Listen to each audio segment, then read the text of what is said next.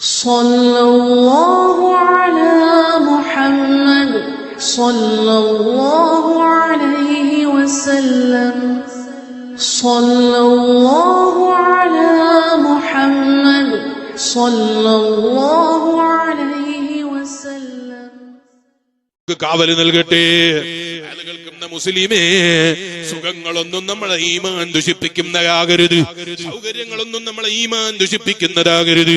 അപ്പൊ ചിലർക്ക് തോന്നുകയാണ് ആണും പെണ്ണും കലർന്നാൽ എന്ത് വരാനാണ് മുസ്ലിയാരെ. ചില ആളുകൾക്ക് ഒരു തോന്നല, ആണും പെണ്ണും കലരുമ്പോഴേക്ക് എന്ത് വരാനാ. ഇതെന്തൊരു കടുപ്പായി ഉസ്താദുമാർക്ക്. ആധുനിക യുഗത്തിൽ 1400 കൊല്ലം മുമ്പുള്ള നിയമം പറയാ ഇവര്. ഇപ്പോഴും ഒരു മാറ്റമില്ല. എന്തെങ്കിലും ഒരു മാറ്റം, ഒരു അപ്ഡേറ്റ് എങ്കിലും വരുത്തിക്കൂടെ അല്ലെ? പട്ടമിട്ട പെൺകുട്ടികള്, മുസ്ലിം നാമധാരികള്, അതാ മൈക്കിന്റെ മുമ്പിൽ ഒന്ന് ചോദിക്കുകയാണ്, അപ്ഡേറ്റ് ചെയ്യാത്ത നിയമ സംഹിതയുള്ള മതാണ് മുസ്ലിമിന്റെ മതം. ഒക്കെ മാറ്റം വരുത്തേണ്ട കാലം കഴിഞ്ഞു പോയില്ലേ? ഓപ്പങ്ങളെ മരിച്ചിട്ട് ഇന്ന് ഇതുവരെ ഒരു ശാസ്ത്രവും വായു കിടത്താൻ കാണിച്ചില്ലല്ലോ. കാണിച്ചോ? മരിച്ചിട്ട് മയ്യത്തായപ്പോൾ നിന്നെ വായുവിൽ കിടത്താൻ വളർന്നൊരു മയ്യേതെങ്കിലും ഒരു ശാസ്ത്രത്തെ കാണിക്കാൻ കഴിഞ്ഞോ? ഇല്ലല്ലോ. ഫ്ലൈറ്റ് കണ്ടുപിടിച്ച ശാസ്ത്രജ്ഞന്മാരുണ്ടായിരുന്നില്ലേ ഇവിടെ? എവിടെ ഫ്ലൈറ്റ് കണ്ടുപിടിച്ച ശാസ്ത്രജ്ഞൻ എവിടെ? നീ ഇന്ന് പറക്കുന്ന ബോയിങ് ഫ്ലൈറ്റുകളുണ്ട്, വലിയ വലിയ ട്രക്കുകളുണ്ട്, 2 നിലയുള്ള ഫ്ലൈറ്റുകളുണ്ട്. നീ പറക്കുന്ന ഫ്ലൈറ്റ് അന്ന് ഫ്ലൈറ്റ് കണ്ടുപിടിച്ചവൻ കണ്ടിട്ടില്ല. എന്തേ അവനിക്ക് ജീവിക്കാൻ അവസരം കൊടുത്തുകൂടായിരുന്നോ? മൊബൈൽ ഫോൺ കണ്ടുപിടിച്ചവൻ ഉണ്ടായിരുന്നില്ലേ ഇവിടെ? എവിടെടോ നിന്റെ മൊബൈൽ കണ്ടുപിടിച്ചവൻ? ഖബറിലാണ്. എനിക്ക് ഖബറിൽ പോകണ്ടെന്ന് പറയാൻ അധികാരമുള്ളൊരു ശാസ്ത്രജ്ഞന്, ഒരു ശാസ്ത്രജ്ഞന് ലോകം കണ്ടിട്ടില്ല.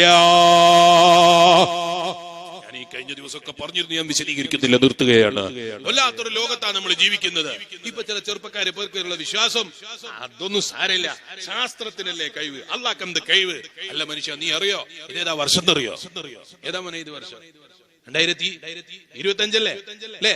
ഇന്നത്തെ ഡേറ്റ് 21 ദിവസമായിട്ടേ ഉള്ളൂ നമ്മളെ ഈ ലോകത്ത് 2025 പറഞ്ഞിട്ട്. അമേരിക്കയിലും എത്രയേ ആയിട്ടുള്ളൂ അല്ലേ? 21 ദിവസമല്ലേ ആയിട്ടുള്ളൂ. എന്നാ ശാസ്ത്രം എത്ര മാറിയെന്നറിയോ? 21 ദിവസം കൊണ്ട്. 21 ദിവസത്തിനിടയില്, 10 കൊല്ലത്തിനിടയിലല്ല എല്ലാം ഞാൻ പറയുന്നത്. വെറും ഈ 21 ദിവസത്തിനിടയില് ശാസ്ത്രം എത്ര മാറിയെന്നറിയോ നിങ്ങള്?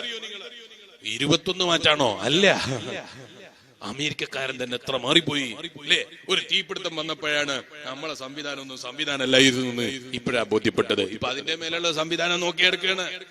അതിനേക്കാൾ ഉയർന്നൊരു സംവിധാനം വരണമെങ്കിൽ അമേരിക്കക്കാരന് അടുത്ത തീപിടുത്തം വരണം അല്ലേ?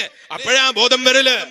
ഭൂചലനം ഉണ്ടായപ്പോ ചൈനക്കാരൻ കണ്ടുപിടിച്ചു ഭൂമി കുലുങ്ങിയാലും താഴോട്ട് വീഴാത്ത ബിൽഡിംഗ് സംവിധാനങ്ങള്. ഞാൻ അവരോട് പറയുന്നു, ഉണ്ടാക്കടോ നിങ്ങൾ ബിൽഡിങ്ങുകള്. അല്ലാഹുവിനെ തകർക്കാൻ കഴിയാത്ത ബിൽഡിങ്ങിനെ നിർമ്മിക്കാൻ ലോകത്തൊരു ശാസ്ത്രത്തിനും കഴിയൂല. കഴിയുമെന്ന് തെളിയിക്കാൻ കഴിയൂല എന്നാണ് ഞാൻ പറയുന്നത്.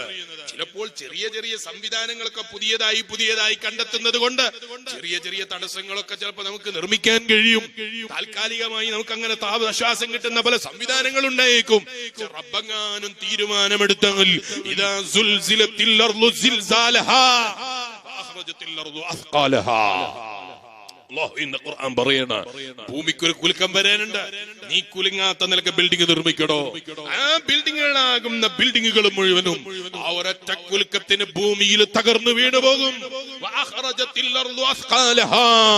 ഭൂമിയുടെ പുറത്തുള്ളത് മാത്രമല്ല, ഭൂമിയുടെ ഉള്ളിലുള്ളത് മുഴുവനും പുറത്തേക്ക് ചാടിക്കുന്ന ഒരു ദിവസം വരും. ഇതേത് കാലത്താ പറഞ്ഞത് എന്നറിയോ? ശാസ്ത്രം പുരോഗമിച്ചിട്ടില്ല എന്നൊന്നല്ല ഞാൻ പറയുന്നത്. ശാസ്ത്രം ഒരുപാട് പുരോഗമിച്ചിട്ടുണ്ട്, അതിൽ സംശയമൊന്നുമില്ല. എന്റെ വാപ്പ എന്റെ പ്രായത്തിൽ ജീവിക്കുമ്പോൾ അനുഭവിക്കുന്നതല്ല എന്റെ ബാപ്പ ഇന്ന് അനുഭവിക്കുന്നത്. ഒരുപാട് സുഖങ്ങൾ അനുഭവിക്കുന്നുണ്ടാകാം, നിങ്ങളും അങ്ങനെ തന്നെയാണ്. ഒരുപാട് സൗകര്യങ്ങൾ ഉപയോഗപ്പെടുത്തുന്നുണ്ടാകാം, ഇല്ല എന്ന് ഞാൻ പറയുന്നില്ലേ. ഇന്ന് ഞാൻ ഇവിടെ വയൽ വന്നത് എന്നെ വാട്സപ്പിൽ വിളിച്ചിട്ടാകാം. എന്റെ വാപ്പ ചിലപ്പോൾ വാട്സപ്പിൽ അങ്ങനെ ചെറുപ്പകാലത്ത് വയലേറ്റതായിട്ട് ചിലപ്പോൾ ബാപ്പാക്ക് ചരിത്രത്തിൽ ഉണ്ടാകൂല, ഇല്ല എന്ന് ഞാൻ പറയുന്നില്ല.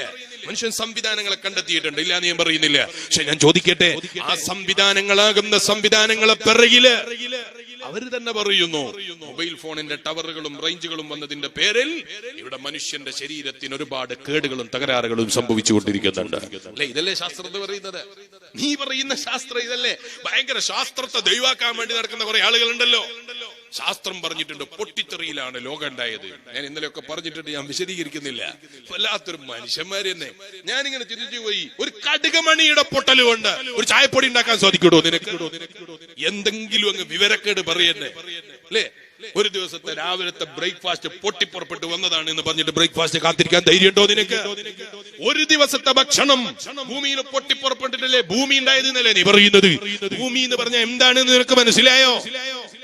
ഭൂമി എന്ന് പറഞ്ഞാൽ എന്താണെന്ന് മനസ്സിലായോ? എന്തെല്ലാം സംവിധാനങ്ങൾ, അത്ഭുതങ്ങള് ഈ ഭൂമിയിലുണ്ട് മനുഷ്യന് അല്ലേ? മനുഷ്യൻ എന്തൊക്കെ അത്ഭുതങ്ങൾ പറയാനുണ്ട് ഈ ഭൂമിയിൽ. ഈ മൈക്ക് നിർമ്മിച്ചിരിക്കുന്നത് ഇരുമ്പ് ഉപയോഗിച്ചിട്ടാണ്. ആ ഇരുമ്പ് ഭൂമിയിൽ നിന്നാണ്. തിരിഞ്ഞു നോക്ക് നിങ്ങൾ, ഈ കല്ല് നിർമ്മിച്ചിരിക്കുന്നത് ഭൂമിയിൽ നിന്നാണ്. ഇവിടെ ഉള്ളായിരിക്കുന്ന പാറക്കല്ലുകള് ഭൂമിയിൽ നിന്നാണ്, വായുവിൽ നിന്നല്ലേ? ആ നിലക്ക് അല്ലാഹു സംവിധാനിച്ചിരിക്കുന്ന ഈ ഭൂമി എന്തെല്ലാം സാധനങ്ങൾ. പെട്രോൾ അതിന്റെ ഉള്ളിലുണ്ട്, അതിന്റെ ഉള്ളിൽ മണ്ണെണ്ണകളുണ്ട്, അതിന്റെ ഉള്ളിൽ സംവിധാനങ്ങളുണ്ട്. എല്ലാ സാധനങ്ങളും അല്ലാഹു ഇതിന്റെ ഉള്ളിൽ മനുഷ്യന് വേണ്ടി സൃഷ്ടിച്ചു വെച്ചിട്ടുണ്ട്. അല്ലാഹു പറയാണ്, മനുഷ്യ നിനക്ക് വേണ്ടി തന്നെയാണ് റബ്ബ് ഭൂമിയെ സൃഷ്ടിച്ചിരിക്കുന്നത്. അത് ഏതെങ്കിലും നാല് തിയറി പറഞ്ഞിട്ട് ശാസ്ത്രമാണ് ലോകത്തെ ഉണ്ടാക്കിയത് പറയാന്ന് വിചാരിക്കുന്നുണ്ടെങ്കിൽ ഇവരൊക്കെ മനസ്സിലാക്കാനുള്ള മനുഷ്യനെ ഈ ലോകത്ത് എനിക്ക് കിട്ടൂല എന്ന് ഞാൻ പറയുന്നത്. നിങ്ങൾ ആലോചിച്ചു നോക്ക്, ഒരു ദിവസത്തെ നാസ്ത പോലും അല്ല, ഒരു നേരത്തെ ചായ പോലും പൊട്ടിത്തെറി കൊണ്ട് ഉണ്ടാകുമെന്ന് വിശ്വസിക്കാൻ കഴിയോ? വൈകുന്നേരം പണിയെടുത്തിട്ട് അധ്വാനിച്ചിട്ട് പോകുമ്പോ മുതലാളി പറയാ, പൊട്ടിത്തെറി കൊണ്ട് ശമ്പളം വീട്ടിൽ വരുവാടാ, നീ പോയിക്കോ. എന്നിട്ട് നീ ശമ്പളം ജോലിയും കഴിഞ്ഞിട്ട് പോവോ? ജോലിയും കഴിഞ്ഞ് പോവോ? 10 ദിവസത്തെ ശമ്പളമല്ല, ഒരു ദിവസം അധ്വാനിച്ച പൈസ പൊട്ടിയിട്ട് വീട്ടിൽ വരും എന്ന് പറഞ്ഞാൽ വിശ്വസിക്കുന്നവനെ കിട്ടും. അത് വിശ്വസിക്കാൻ നിന്നെ കിട്ടൂലേ? അത് വിശ്വസിക്കാൻ ശാസ്ത്രത്തിന് കിട്ടൂലേ? രാജ്യത്തിന്റെ ആളുകൾ എടുക്കൽ നിന്ന് ടാക്സ് വാങ്ങിയ പണം വാങ്ങിയിട്ട് ശാസ്ത്രം നിറയുന്ന ആദ്യ പുരോഗതിക്ക് വേണ്ടി പ്രവർത്തിക്കുമ്പോ എന്റെ വയല് കേൾക്കുന്ന വിശ്വാസികളെ, അവർക്ക് ചിലപ്പോൾ ശമ്പളങ്ങൾ നൽകപ്പെടുന്നുണ്ടാകാം, സഹായങ്ങൾ കിട്ടുന്നുണ്ടാകാം. ശാസ്ത്രം തെറ്റാണ് എന്നല്ലേ ഞാൻ പറയുന്നത്? ശാസ്ത്രം വേണ്ടാന്നല്ലേ ഞാൻ പറയുന്നത്? ശാസ്ത്രം ദൈവത്തെ നിഷേധിക്കാൻ മാത്രം വളർന്നിട്ടുണ്ട് എന്ന് പറഞ്ഞാൽ ഒരു മുസ്ലിമിനോ ഒരു വിശ്വാസിക്കും അംഗീകരിക്കാൻ കഴിയില്ല എന്നല്ലേ ഞാൻ പറയുന്നത്? ബുദ്ധിയുള്ളവൻ അംഗീകരിക്കാൻ കഴിയൂല. കഴിയോ? നമ്മളെ ഉപ്പാപ്പമാര് മദ്രസകളിൽ പഠിക്കുന്നത് പോലെ കുട്ടിക്കാലത്ത് സ്കൂളിൽ പഠിച്ചിട്ടില്ലേ? അന്ന് സ്കൂളിൽ പഠിച്ചതാണോ ഇന്ന് സ്കൂളിൽ പഠിക്കുന്നത്? അന്ന് പഠിച്ചത് ഇന്ന് മാറ്റി പറഞ്ഞിട്ടുണ്ട് ശാസ്ത്രം.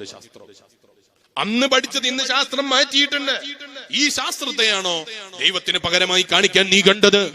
എന്റെ വയത് കേൾക്കുന്ന വിശ്വാസികളെ, ഏതെങ്കിലും വിവരമില്ലാത്ത ഇങ്ങനെയുള്ള കണ്ണട വെച്ചതും അല്ലാത്തതുമായ ചില ആളുകൾ ഇപ്പൊ മൈക്കൊന്നും വേണ്ടല്ലോ, പ്രസംഗിക്കാൻ സദസ് വേണ്ടല്ലോ, നല്ല മൊബൈൽ ഫോൺ മുന്നിൽ വെച്ചിട്ടെങ്കിരിക്കും 40 സെക്കൻഡ് 50 സെക്കൻഡ് 60 സെക്കൻഡുള്ള വീഡിയോ വിട്ടിട്ട് ഈമാനുള്ള മുഅ്മിനീങ്ങളെ മനസ്സ് തകർത്തു കളയാൻ വേണ്ടി പറയുന്ന ഇത്തരം ആശയങ്ങൾ കേട്ടിട്ട്, ഓ എന്റെ വയത് കേൾക്കുന്ന മുസ്ലിമേ, നമ്മളെ ഈമാൻ ദുഷിപ്പിച്ചുകൂടാ.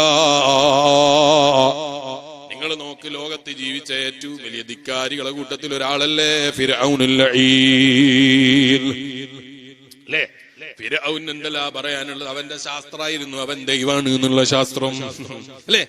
ഞാനാണ് ദൈവം എന്നാ അവൻ പറഞ്ഞത്. എന്നിട്ടോ അവനിവിടെ ബാക്കിയായോ? അവന്റെ ശാസ്ത്രം പൊട്ടിയില്ലേ?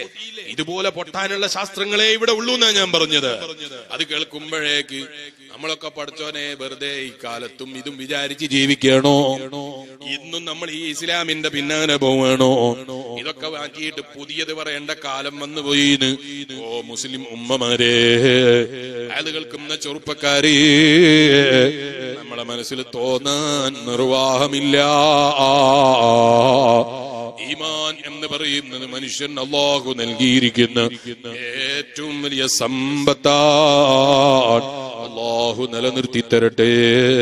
അല്ലാഹ് ഈമാനോടെ ജീവിച്ച് ഈമാനോടെ മരിക്കുന്ന സ്വാലിഹീങ്ങളിൽ നീ ഞങ്ങളെ പെടുത്തി അനുഗ്രഹിക്കണേ അല്ലാഹ്. അത് കേൾക്കുന്ന ഉമ്മമാരെ, നാടുകളിൽ പല കൂട്ടുകെട്ടുകളും ഉണ്ടാകാം. കൂട്ടുകെട്ടുകൾ നമ്മളെ കുട്ടികളെ മോശമായി ചിത്രീകരിക്കും. കൂട്ടുകെട്ടുകൾ നമ്മളെ മക്കളെ മോശത്തരത്തിലേക്ക് വിളിക്കും. കൂട്ടുകെട്ടുകൾ നമ്മളെ അതേ വല്ലാതെ വേണ്ടാത്തരത്തിലേക്ക് വിളിക്കും.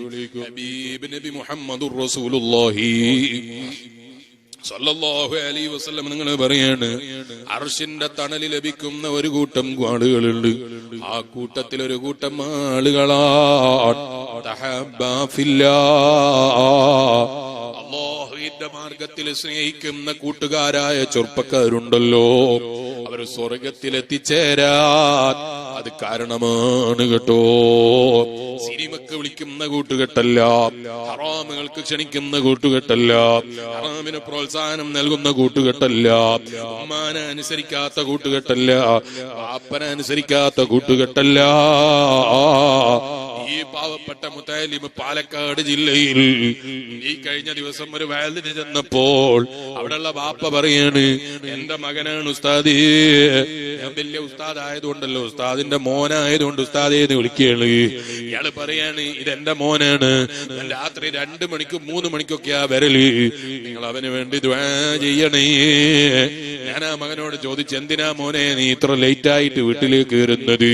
അപ്പൊ ആ കുട്ടി പറഞ്ഞ മറുപടി ഉണ്ടല്ലോ, ഉസ്താദേ, ഞങ്ങളെ നാട്ടിൽ ദീനീ പ്രവർത്തനത്തിനാരുമില്ല, ഒരു പറ്റം SSFന്റെ പ്രവർത്തകന്മാരാണ് ഞങ്ങള്.